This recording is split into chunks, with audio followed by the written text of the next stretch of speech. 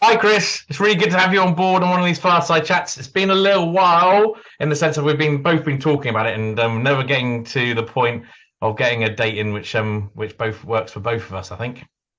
Hi Nick, yeah, good to see you. Finally make it onto EdTech's answer to the Alan Partridge show. So I'm looking forward to it. And do you know what? We are coming from Norfolk, so Well, there we go. That's what I was thinking. Yeah, I hear there's a good bird sanctuary just nearby, isn't there? We can. there is, and also we've got Ken Hill Wood as well, which is obviously where Spring Watch and Autumn Watch are. So it's all here. It's all here. Oh, very good. Absolutely. So it's really good to have you on board. So you've been in education now for quite a while, in the sense of you worked for the Department of Education, you've worked for GEMS as well, so you understand the independent sector as much as you do also the sort of maintained sector. You work for PwC, so you've also on the other side of the coin worked in the sort of the commercial sort of organisations as well as not just in education, and at that moment also consult with mats as well as firms as well and companies and the like. So sort of just give us a sort of sense, or give the listeners a sort of sense of why education, why is it important to you? Because even though you've gone into both commercial as well as stayed in education, but it's always been the education market. Yeah, you're right, Nick. It's sort of something that I've always come back to. I guess I come from a family where I could see the benefits of education. Sort of parents came from very much kind of working in middle class background, and education as a ladder into into other things. That was a big factor for me. The secondary school I went to, I guess this we're talking about the late 1970s, 1980s, very much kind of culture of low aspiration. And sort of finding a route out, I think, was quite important for a lot of people. And you could see how education could do so much more to do that. But I'd say sort of sadly in the particular school that I went to, it wasn't sort of the done thing necessarily to sort of look for academic achievement. So I sort of found myself, really to my surprise, I suppose, ending up in the civil service via the fast stream. It certainly wasn't something that anybody ever talked about or I would have expected. And one thing led to another.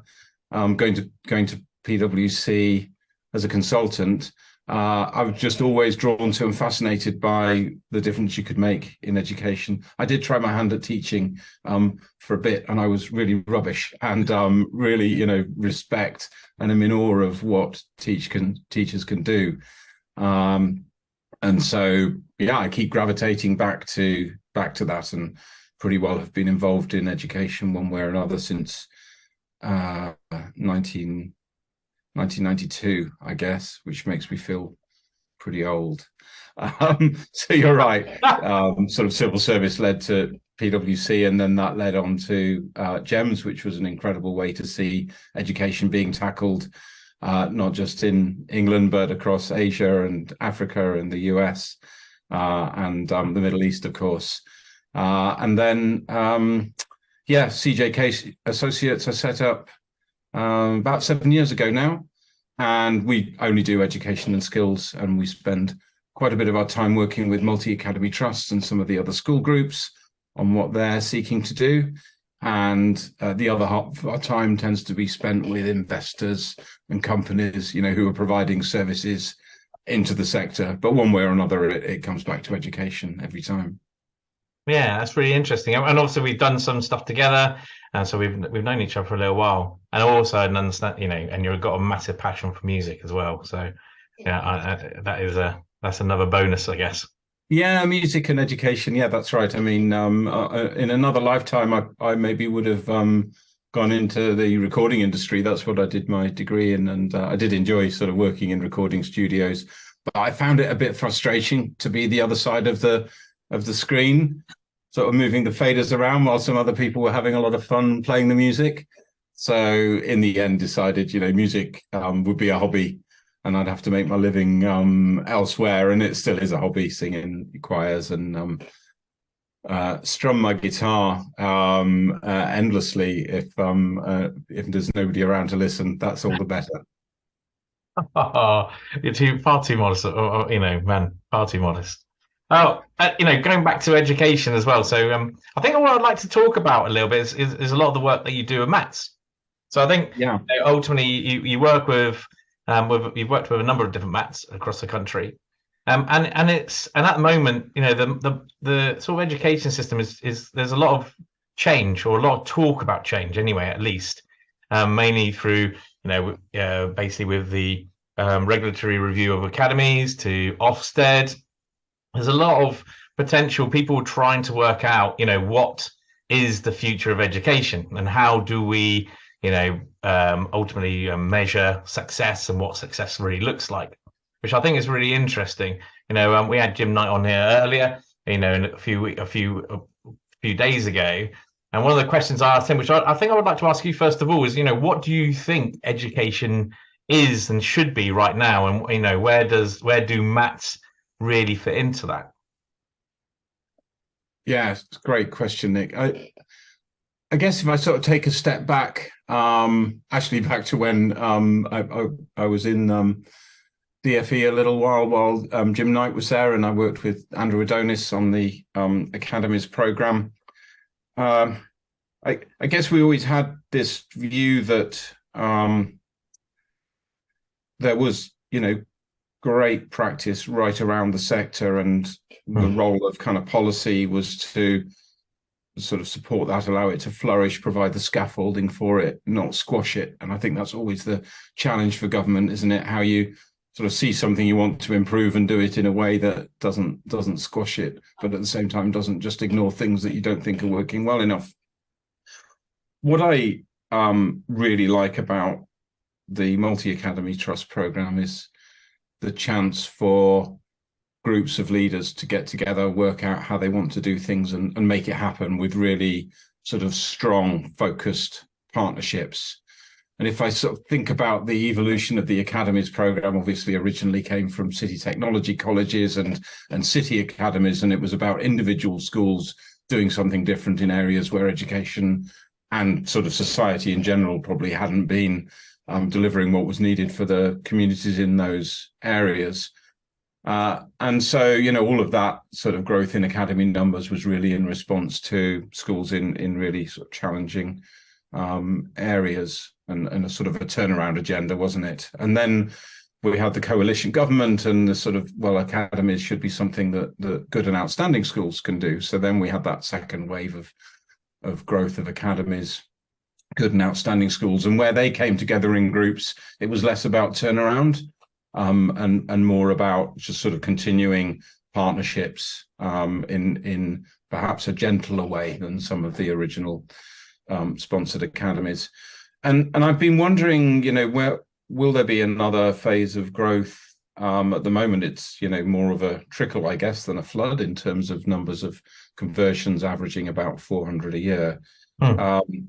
And I've had this hope. Wouldn't it be great if people wanted to join multi-academy trusts and become academies because they just thought it was a great place to be, rather than a safe place to be, or, well, we've got to do it because, you know, we've got no choice. And, you know, I think, Nick, for the first time, I'm really like feeling like we're starting to see that at scale, which would be incredibly good for, you know, for society if that happens. And I suppose my evidence on that is a little bit anecdotal. But one of the things we do quite a lot at the moment is support individual schools or small trusts who are looking to join a larger trust because they've sort of looked at this trust dividend, you know, what are the things that are great about being part of a larger group, and felt, well, we're not getting those because we've only got one secondary, we've only got one primary, so we can't work cross phase. And we've hoped other people would join us, but that's not happening. So let's actually look at it the other way around and say, can we join another larger group? So I've had the kind of privilege, I guess, of sitting alongside groups and small trusts and seeing larger trusts set out what they can do. If you came and joined us, what would you get? What would you give? How would that be? And they're really, really impressive. The discussions, and I think the emphasis on professional development, developing the workforce, the determination, that every child deserves a great education, but also kind of really compelling explanations of how that'll be delivered. So not just aspiration, but implementation of that. And I guess, one of my favorite phrases, collaborative alignment. So it's not that you come in and we're going to do something really top down, but also it's not that when we get together, we'll just be laissez-faire and everybody do things their own way, because really what's the point in being part of a group if that's the answer? I think collaborative alignment is a kind of a new discipline that we all need to understand and learn more about, but the process whereby groups of professionals can start to fine-tune and home in on a way of doing things that they believe makes the biggest difference, being able to be plugged into the research networks because they're doing it at scale rather than just every individual teacher working it out for themselves. And that is getting a more and more compelling story. It's obviously not the only thing that good trusts do, but I think it's a really compelling part of what great trusts are doing. And more, that's becoming just the sort of normal way of working. Whereas I would have said 5 years ago, there'd have been a lot of talk about those things, but actually much less evidence in practice. So I'm hopeful all that is happening, and through that the sector is evolving just because leaders want to make a difference. Actually, that's not about government intervention. It's not really about the accountability regime. It's the reason why people go into teaching. They want to make a difference. And when they're leading teachers, they want to make a difference at scale. So I think all of that is happening. Then, you rightly raise the question of, well, what's the role of government, and in particular, the regulatory review, Ofsted, at the moment? And I suppose my view is I'm relieved that it doesn't look like the regulatory review is going to focus too much on inputs, like you can only be good if you look like XYZ, because I think that's the wrong way to go about it. I think the focus has to be on outcomes. You need to be able to achieve ABC for your students. And I think the good thing about the regulatory review is that it seems to be pointing in that direction. I think the danger is, though, then it is specific on some particular topics, and then there's a risk that those will have a kind of disproportionate effect on how leaders of school groups see things. As soon as you start to list things, there's a risk it becomes a checklist. Yeah. And it's too early to say, of course, the review's only just, pronounced. But I suppose that would be my biggest wish, is that trust leaders don't start to see the key points in the review as a kind of a checklist, and that they continue to do the things that they think are right for their students. And great leaders will do that, but it does take some courage. I think you're right, and I think the ambition seems to be that they're sort of saying you can be a different type of mat, almost leading in a specific area within education, if that's to do with leadership in the sense of helping other mats, or being a bit of a I suppose a thought leader in your own right, and sort of driving an area, which is great, because it comes back to what you're saying. If I can just take you back a little bit to the collaboration piece, it's interesting, isn't it? Because I think there's an element of, I think when there's some cynicism around mats, as if sort of going, well, they're effectively taking on the responsibility or becoming privatized LAs in some ways. Sometimes is the criticism, but you're right. I think when you look at especially some of the big mats of the oases and so on, where they basically focus on the deprived areas, there is an element where you go, you can't do that within a local authority. You can only really do that at scale anyway, within across the country, because at the end of the day, you won't, within the local authority, you're meeting different needs of for deprivation, plus potentially more affluent areas as well, where if there's a focus, then in some ways that sort of works, and that means that you learn more, I suppose, around the vision that you have, and then any other mat that wants to basically work within those sort of parameters, you can sort of help and support. Is that sort of thing that you believe, that do you think that's what the strength of the mat is, or do you think that that's probably just a bit too simplistic? I don't think it's simplistic. I suppose for me, like the key thing that makes school groups different from local authorities is contestability. You can't choose which local authority area you live in, and some local authorities, will do a great job, and some will do a less so good job. And obviously, there have been, various different attempts over the years to do things about intervening in local authorities, and that's a whole other sort of discussion. But sort of MATs have contestability basically baked into how they are. I mean, if they can't do a good job for the schools that are in their network, then they'll lose those schools. Yeah. You can't easily, under the old model, as it were, have given a group of schools from one local authority to another. I mean, that did happen a little bit, but it was pretty tricky to do well. Whereas with school groups, it's much easier to see how that can work. And if a group as a whole isn't succeeding, then again, you can, essentially close it down and move those schools into another one that can do a better job. So sort of above all, whatever the focus is, that kind of contestability, I think, is quite key to why you can at least see a theory as to how the system could get better and better. Right. That alone is one explanation for how you can continue to get improvement. As to what they focus on, yes, I mean, a lot of the work I do with school groups starts with the question, what are you for? What is it you're actually for? And once you understand what are you for, how can you show that you've built up the kind of distinct and unique capabilities to be able to do that well? So that might be supporting schools in, particularly challenging areas. And yes, you're right, you might really get to understand that at scale. But it might be something else. It might be supporting students with special educational needs, or it might be supporting schools on a journey from, good to great, even if they're supporting relatively affluent neighborhoods. I think the key for me is to have that clarity, because everybody can't do everything. So what is it that you're going to specialize in? What do you want to be great at? And then how are you turning that into the things that you do really well? Yeah. And that sort of role of the trust in delivering, these sort of trust dividends around improvement is the biggest sort of conversation, I guess, that a trust needs to have. And then the detailed work that we do is how do you then turn that into an operating model so that you can actually deliver on it in a way that's going to be efficient and effective and include all the right people in the journey. Yeah, no, I that makes far more greatly bestly put. I'll edit that bit. Much better put than what I said. But I suppose in some ways that sort of leads on to the scale. So from my perspective, obviously the mats are just going to get bigger. There's not going to be so many more mats.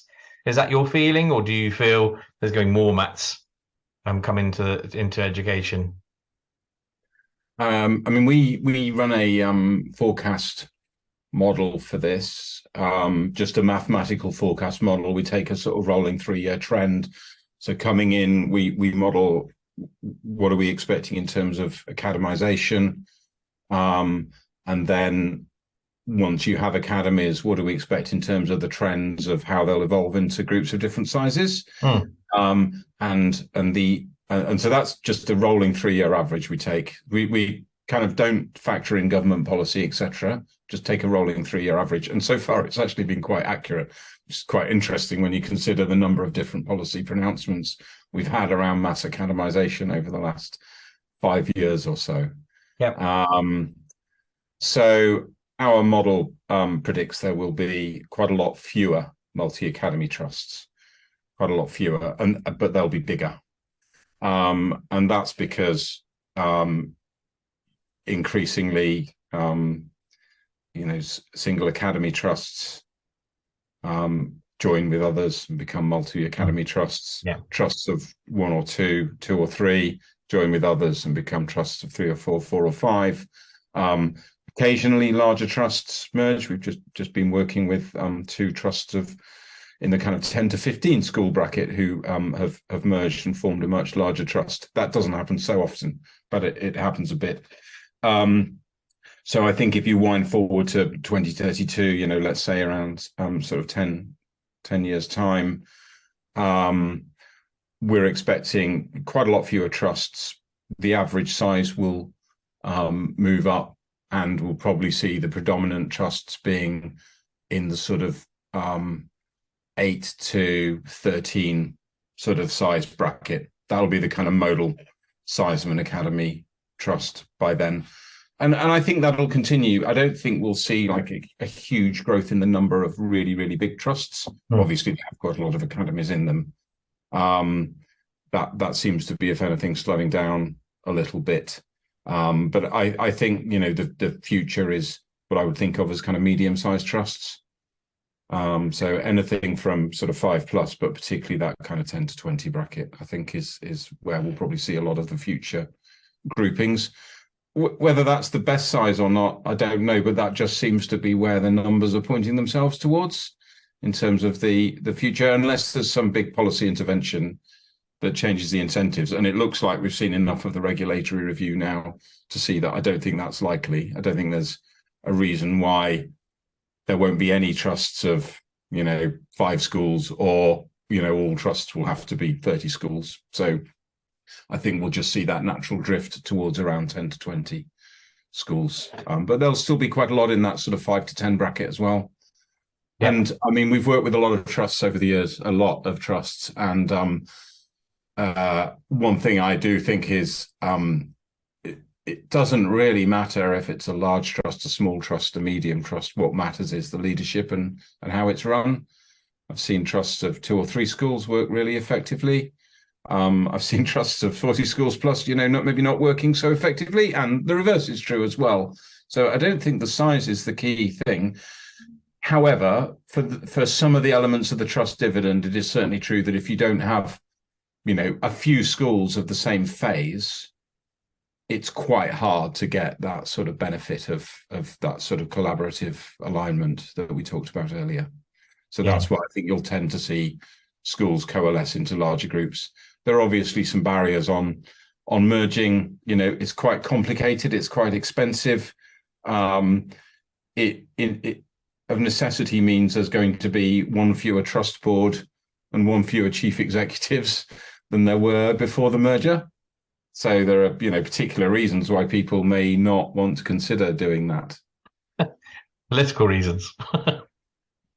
Yeah, I mean, it is. I mean, we ask a lot, don't we, of trust leaders, and ultimately, you know, are we asking leaders of smaller trusts to merge into larger trusts? Well, essentially, at that point, we're saying that they're going to have to sort of have a significant change to their job. But I mean, if they've been leading, you know, 1, 2, 3 schools and are sort of working as essentially an executive head, it may well be that they can merge into a larger trust and continue to hold a similar role. Once you get even larger trusts where you've got 2 full-time chief execs, that often happens when one of the chief execs is ready to move on, retire, or move to another role. It's asking a lot for people to sort of voluntarily move into a position where they'll remove their own job. And it's not the way our system works that they'll be found another job by the government or anyone else. They'd have to find that for themselves. So that's probably asking a little bit too much, which is one reason why larger trusts don't often merge. So seeing there's a lot of scaling happening in the sense of you're finding with the data, there'll be more medium-sized to potentially larger sort of MATs as well. If MATs are thinking about doing this, what are the 3 things they should be? You know, what do you think makes a very successful MAT that basically is in that process of scaling? You know, so you've talked about obviously some of those things already in the sense of the leadership is really critical, and but what does that mean in the sense of, you know, what would you perceive as being the strong MAT and one that you would advise to take on more schools and are prepared and ready to take on more schools? So obviously the starting point's got to be, you know, very, very clear and strong on the you know, the values and the mission, answering that question, tell me why a child in one of the schools in your trust is going to get a better education because the school is in your trust. Yeah. You have to be able to answer that. Because, school leaders everywhere are going to say they want to do the best for their children, to provide an outstanding education, to prepare them for life and academia or the world of work and society, and to contribute. So if every school is wanting to do that, it's not enough for the trust to say that that's their ambition. They have to be able to explain how that's going to happen in a way it wouldn't have done. And the answer to that can be, many different ways. But the starting point is to be clear about that aspiration and how to make it happen. And then, as I mentioned, being very clear about the role of the trust in bringing that together. What is it that's going to be done in terms of supporting quality of curriculum, assessment, teaching and learning in the classroom? And then, lots of trusts will talk about economy of scale and the benefits of that. But what's the actual operating model that delivers that? Is the trust really supporting schools to have better services that provide that scaffolding for leaders so that they can take the risks they need to take without stifling them, with lots of process? And I mean, we've very rarely seen a time when so many organizations have had to change size so frequently and in so many numbers. So it's not surprising that it's difficult. And, I often use this sort of phrase around, that you're being asked, oh, do you want to come along and, and try and fly this plane for us? Maybe you haven't done something exactly like this before, but maybe you'll fly this plane. Oh, yeah, okay, I'll give that a go. Yeah, if you give me some help, great. Do you mind building it while you're flying it? And so often, that is what we're asking our leaders to do. Every day I'm working with teams who are stretched to their limits, trying to deal with the day-to-day, trying to deal with growth, and then trying to deal with reorganizing themselves while that's happening. And that's really difficult. So being really clear about what that looks like, what's the blueprint, for how we are now and how we're going to change, and then how we're going to make that happen. I think a trust needs to be clear about that to feel confident about growth. And trustees, of course, play a much bigger role, I find, in trusts than local governing bodies tended to play in maintained schools. So trustees, in my experience, can be quite scrutinizing and quite hands-on and ask some quite tough questions of the executive about that preparedness for growth. And that's a good thing, because ultimately, we're encouraging schools to join the trust. We have to know that as a minimum, it's not going to disrupt their education, and it's actually going to be a positive benefit to them. So they need to be able to address that. No, I think they're really, really good points. I agree. I think, I've talked to some Mats where they've actually just sort of said to schools, or academies, no, because actually you don't fit our model, or you don't fit our mission, or so the leadership team would need to change if they were going to take those schools in. And I think that's quite strong when there's obviously you've got regional commissioners basically trying to push an agenda as well, in the sense of trying to move schools potentially. So I think that's quite interesting how Mats are trying to sort of maintain some of those things you talked about regarding ensuring that basically any new school it has a similar sort of type of mission statement. It doesn't mean the other schools are wrong. It's just ultimately you want to maintain that element of culture and behaviours that you expect.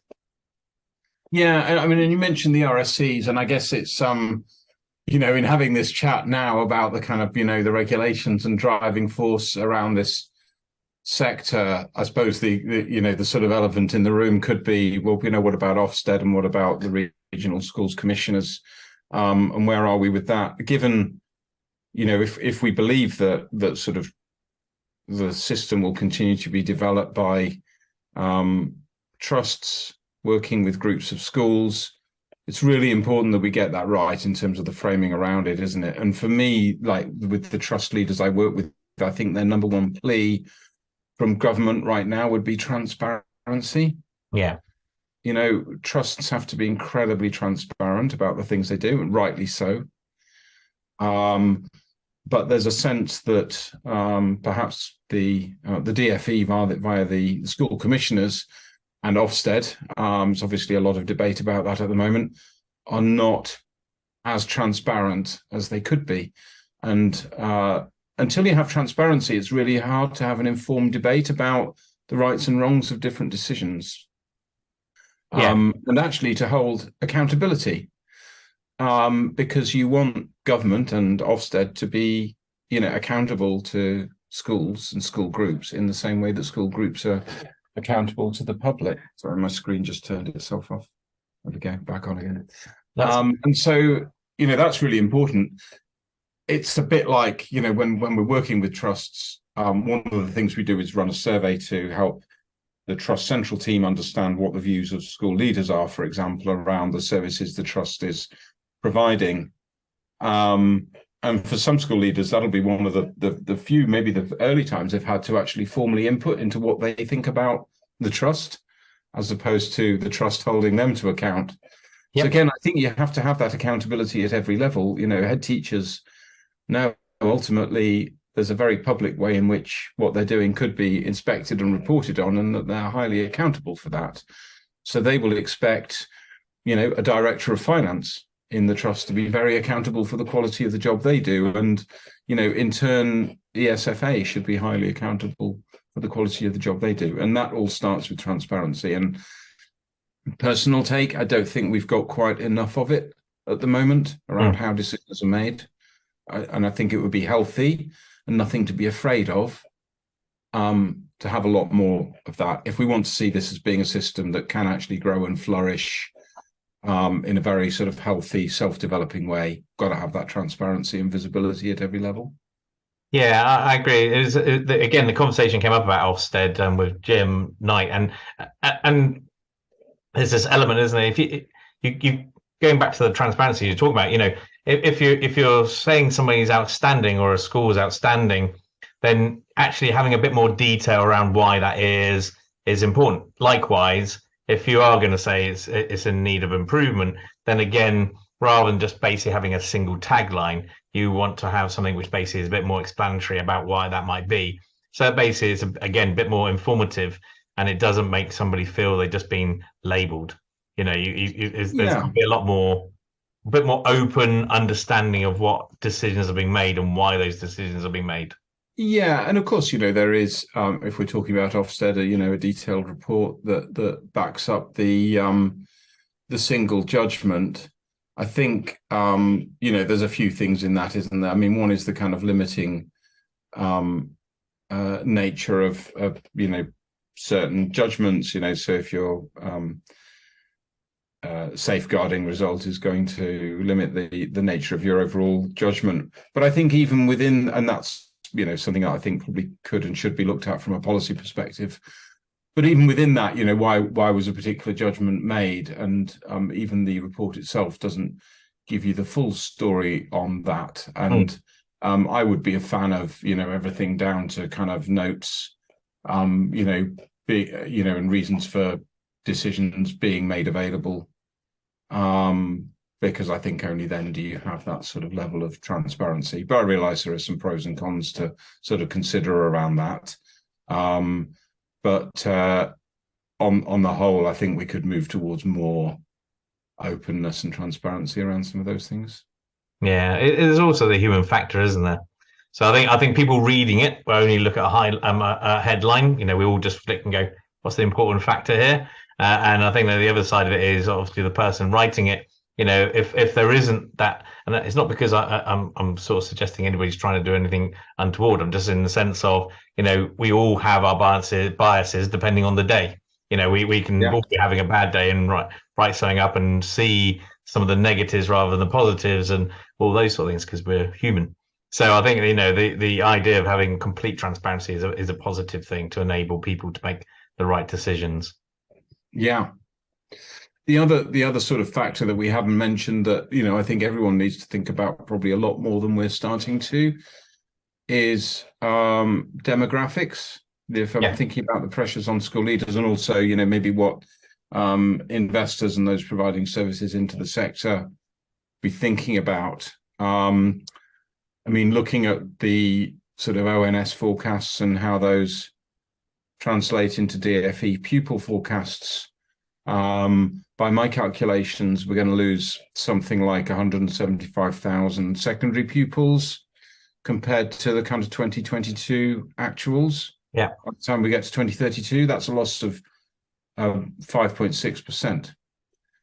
So that's quite a big decline in numbers. And for primary pupils, we've already started the decline. Secondaries are still growing until 2025, and then we'll start to shrink.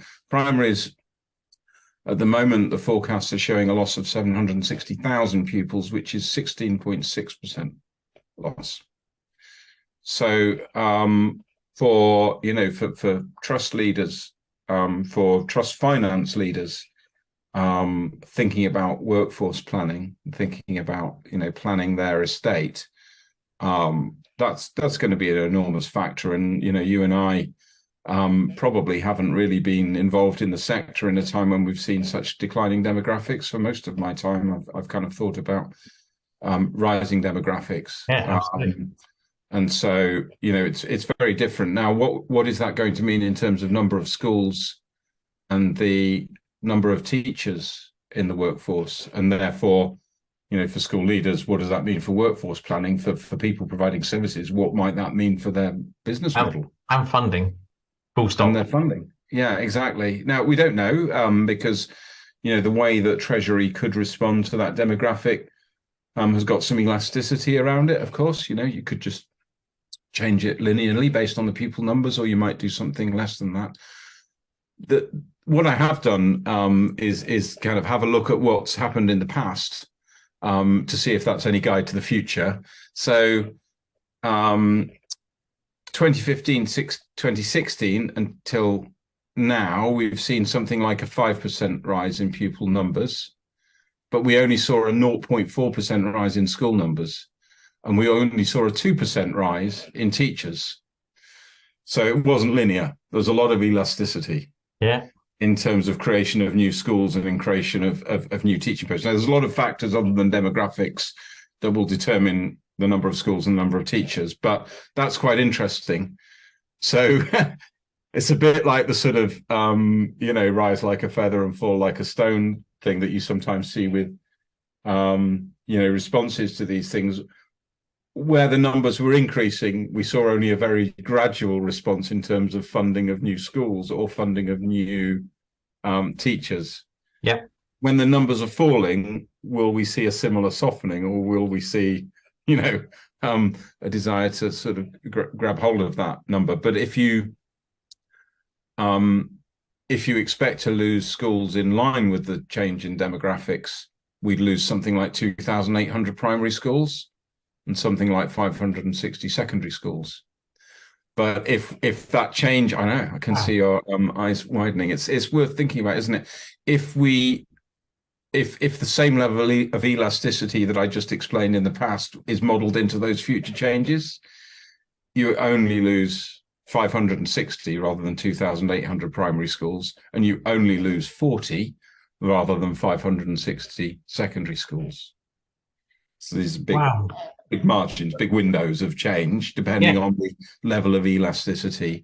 And from a workforce point of view, I calculated you lose something between 10,000 right up to 50,000 teaching posts. Yeah. Based on that elasticity, and you lose something like, a similar number from the wider workforce, basically, a similar range. So, for schools and for suppliers, dare I suggest, these are quite important things to be thinking about. And this is happening now in the primary sector and will start to happen from 2025 in the secondary sector. So and also, just generally government as well should be taken into consideration, because, they're still building schools. There's schools being built, and, I was talking to a group of mats the other day because we're talking about how to reduce down energy and that sort of stuff. But, they're sort of saying the DFE is still sort of setting out this sort of model of what schools should look like. And it sounds like actually these figures should be taken into consideration, because actually, if you've got less pupils potentially in some of these schools, then actually the schools should potentially change as well, and the environment should change. Yeah, and of course, they will be taken into account when you're looking at sort of basic need type calculation in a given area. And of course, these national averages will mask some areas of growth and some areas of bigger decline. Hmm. And of course, they're only forecasts. One thing we know about forecasts is they're always wrong. We don't know in which direction they'll be wrong. So, and a huge amount of this change will depend on assumptions made about immigration post Brexit, as well as obviously the propensity to have children of people already living here. Well, And these are unknown apart from the very near future. Obviously, we've got a better idea who'll be how many pupils will be in primary schools in 5 years' time. hmm.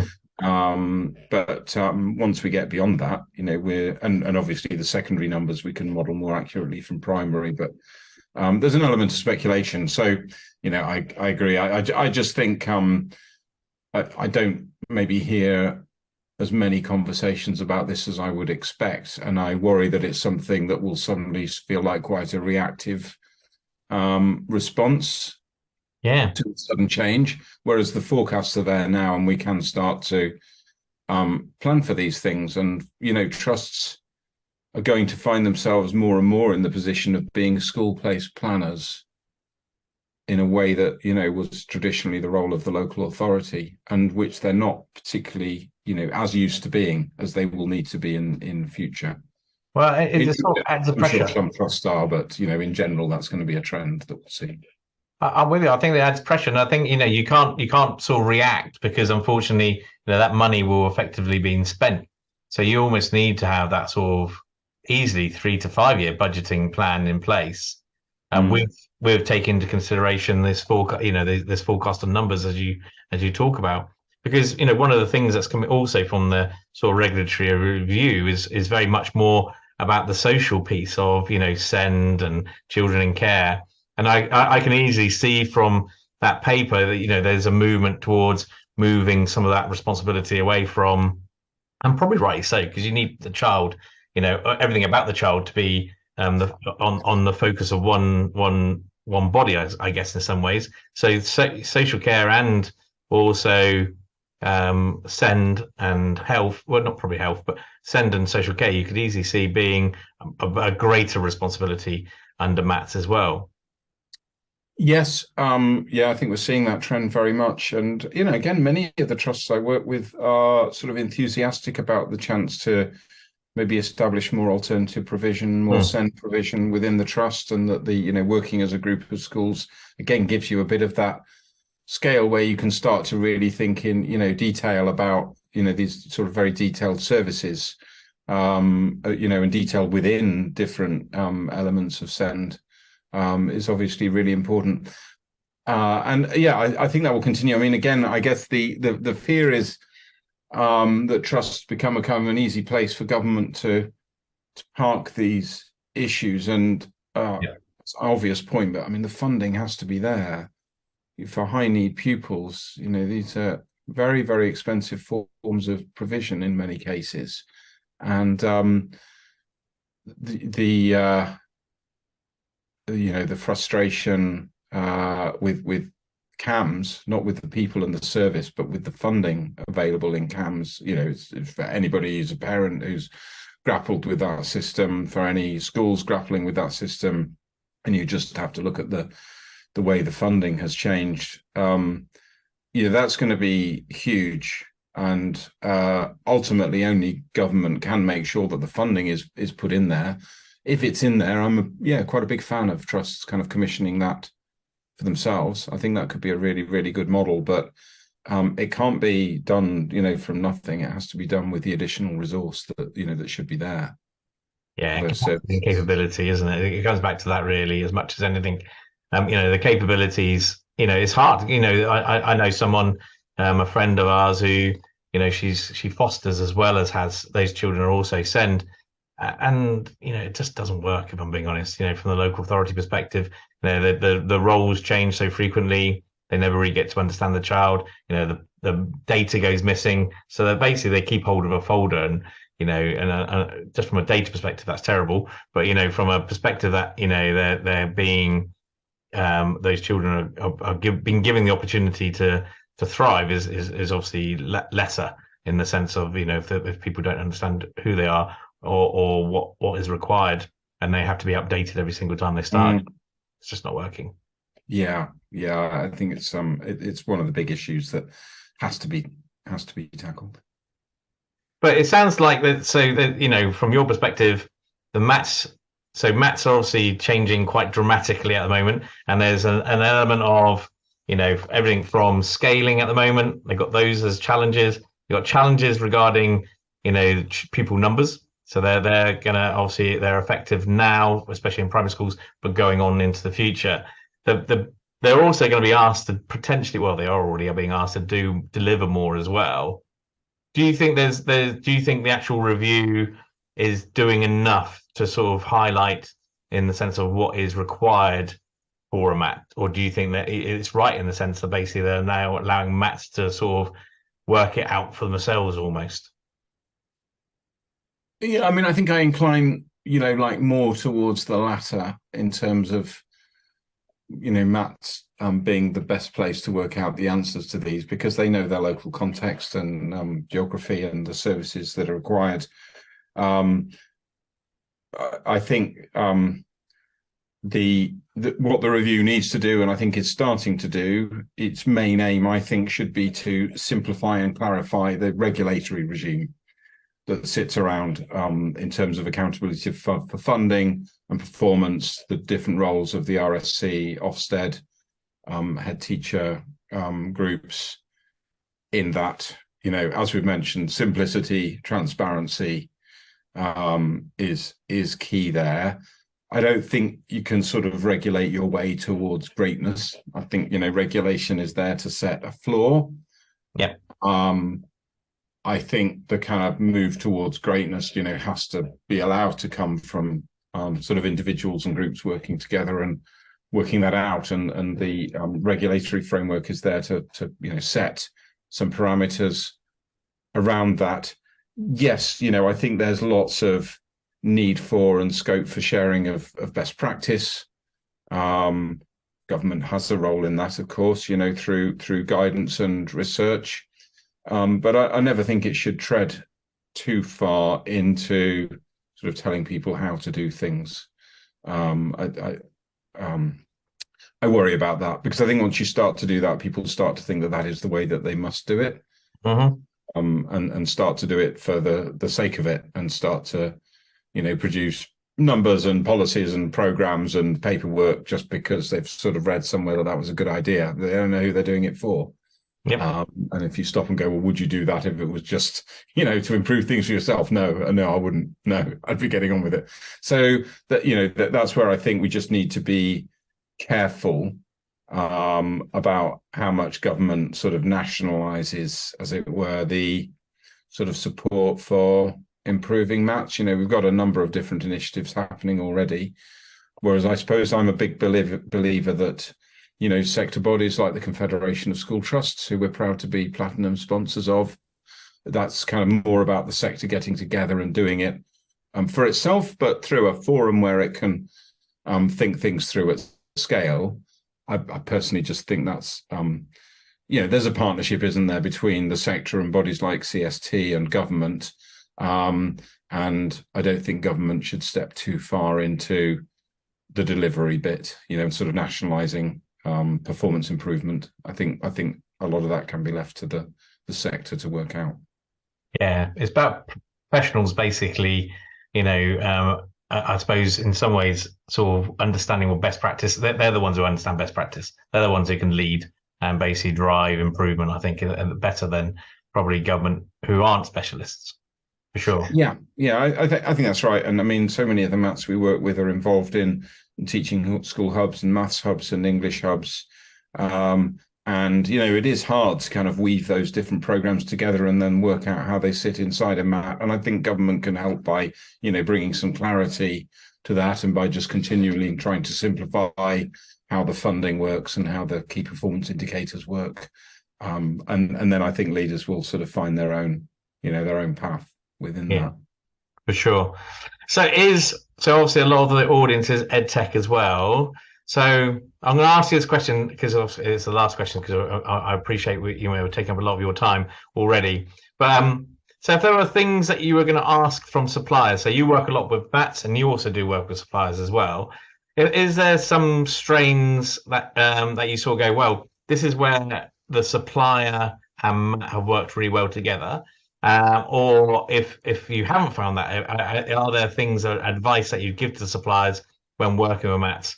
So I think it's always interesting. I always find that there are lots of suppliers who sort of go, oh, I don't understand why they're not coming. It's almost that sort of I built, so sure they should come. So what would advice would you give to suppliers? It's just 3 points, or your three key points in relation to working with mats where you found it works really well. So key point one would be, mats are not just a group of schools. They're a separate organization. They are the legal employer of the staff. They are, the legal entity for all of that. And, many suppliers realize that. It's surprising. It surprises me when I meet suppliers who don't have a sort of a mat account strategy, and they wonder, why they may be losing market share and maybe not even thinking about mats. And we just sort of help them to do, the pretty simple work to sort of understand how their product is mapping onto the presence of multi-academy trusts, because they may have traditionally always sold to teachers or always sold to sort of individual schools and not really looked at that sort of mat effect. And I think it's there and it's really significant. Obviously, it depends which product line you're in as to how significant. If you're in finance or MIS, you'll be pretty odd if you hadn't sort of understood the presence of mats and their need for services. But for people in assessment and curriculum products, it may be less obvious that there is a mat effect. And I guess every year I just think that effect is increasing. Mats are more involved in everything. It may start with finance and MIS and sort of HR services and systems, but it does move into, assessments and baselining, and then it moves into development products and, soon enough kind of curriculum products. And it feels like that only ever moves in one direction, which is kind of an increasing effect. So first of all, just recognizing that there is something about a mat that's different. Secondly, I think you just got to recognize that there's a whole sort of segmentation you have to do within the sector, based on the kind of product you're selling, but also based on a number of aspects of a mat's profile, the phase of its schools, its size, its sort of level of maturity, its propensity towards sort of, centralization or decentralization. Is it a map comprised mainly of kind of turnaround sponsored academies or converter academies? I mean, these are all sort of things that you can pretty well know by looking at some basic information, and they will affect who the key buyer for your product might be, the kind of conversations that you need to have with them, where you might be wasting your time, where you're not. So that would be the sort of second point for me, is that kind of segmentation. And then thirdly, I guess maybe just being more appreciative of the kind of ecosystem of products that a mat is probably going to need to be running. And, how are you making it as easy as you can for the mat to run your products alongside the other things that they're doing? Or do you make it really hard for them to do that? And I think, mats increasingly ask me, and I'm sure they ask you, Nick, like, okay, if we buy X, does it work with Y? Or, we're thinking of doing this, what would be the three things you would put together that would, work well together? It's a tricky one for suppliers. I understand why they want to kind of keep their proprietary data and things kind of boxed up, and maybe are not that keen on a scenario where other suppliers can start to get sight of it as well, and that's a tricky one. It's probably more your area than mine, but just sort of thinking very purposefully about that is going to be increasingly important, whether that's kind of open APIs or not. So yeah, I think that would be my third one, is sort of think about the ecosystem. Don't just think about your own product. So we all tend to think sort of around our own area of work, don't we? Think about it from the Matt's perspective. What Uh, else are they going to need to do alongside your product? I think all 3 points are absolutely spot on. Absolutely understand your customer, understand how to segment and understand where you fit in. Where it's easier to sell into and who the buyers are, and then the last one. Oh, that's been the last. That is they're not. Are they out yet? Yeah, they are just out. But the last couple of people we interviewed, very much like Derek Hills from Arkansas, and Yeah, I saw Derek's. Yeah, it's very, very much about, and I think it's really important, the open API piece, open data. We all got to remember the data is schools. It's not ours. It's not any suppliers. It's the school's data or the Matt's data, in fact, when it comes to the CEO. So, yeah, they're the controllers. and I think I mean, on that, I guess as a general rule, I'm seeing our larger Mac clients, increasingly working, with the likes of Google and Microsoft to Mm. see, how much of this can be pieced together in a sort of relatively single environment. And that's something for other suppliers to be aware of. Whereas I think small to medium-sized Mats are going to continue to look for things that can help to bring things together for them so that life's a bit simpler, and they don't, they don't have Derek Hills to make all of that work for them. And so they just don't have that capacity, and they need life to be simpler and to have it worked out for them by the suppliers. And I think that, creates all kinds of opportunities to provide good sort of services and solutions to multi-academy trusts. We work closely with Habitude, who are obviously sort of setting their stall out to be specialists in a sort of workflow and data alignment. But then, other suppliers we work closely with, like Arbor, also obviously are doing a lot on that kind of easing the flow of data, easing the ability to analyze workflow and automate workflow. And I guess we're only in the foothills of starting to see what OpenAI and the likes of ChatGTP are starting to bring to some of that world as well, which is really exciting. Yeah, I think that there's been a sort of not protectionism, but there's been an element where people don't really understand that the contextual information is almost as important as things like assessment data or behavior data. The where the child is, where they live, where all the data points are really important. I think I was reading somewhere when it comes to AI, all they need is 30 data points. Well, in fact, it's actually from a book called Sapien Do. And if you read that book, it's 30 data points, and they can probably tell you what your personality is like better than yourself or your friends, and your decision making, which is really quite impressive.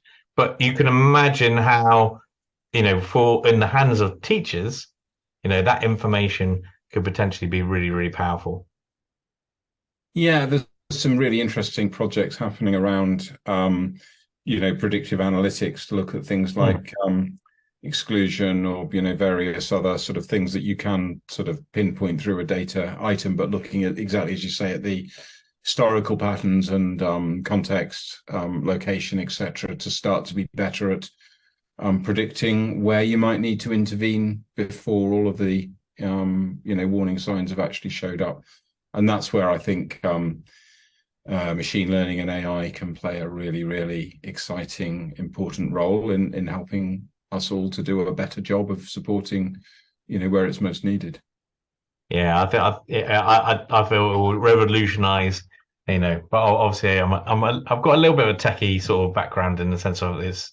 I care about it, I guess, but bit biased maybe. Chris, it's been fantastic talking to you, and thank you very much for taking the time. I appreciate you're a really busy person, so it's fabulous having you on board. I think the listeners will gain so much, from your insights, especially your data as well. The one thing I will definitely say to anybody out there, businesses, Matt, if you want to understand facts about what's happening in the market and understand logistics, then you know far more than probably most. I think you must have a folder full of, well, not a physical one, obviously it's all electronic, but a folder of with so much trends and what's going to happen within the market, or potentially what's going to happen in the market, but with data. Yeah, no, absolutely. That is what we do, because I think it just helps then to bring the knowledge from which you can then get insight, and I think the data doesn't give you the insight in its own right, but it's a sort of a necessary starting point for then having insights that can be useful for investors and suppliers, as well as for groups of schools looking to make a difference. But brilliant. Thank you for letting me on your show, Nick. It's been great fun to talk to you.